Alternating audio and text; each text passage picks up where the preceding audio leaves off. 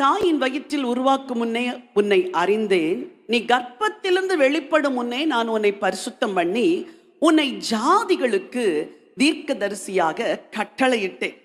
இது எரேமியாவை குறித்து ஆண்டவர் சொன்ன வார்த்தை. இந்த மாலை வேளையிலே ஆண்டவர் சொன்னார், இந்த வசனம் தான் என் பிள்ளைகளுக்கு நான் கொடுக்கிற வார்த்தை. எடுத்துக்கொண்டு போய் என் வார்த்தை அவர்களுக்கு சொல்லு. That is the key. அவர்களுக்கு நான் கொடுக்கிற திறவுகோல் அதுதான்.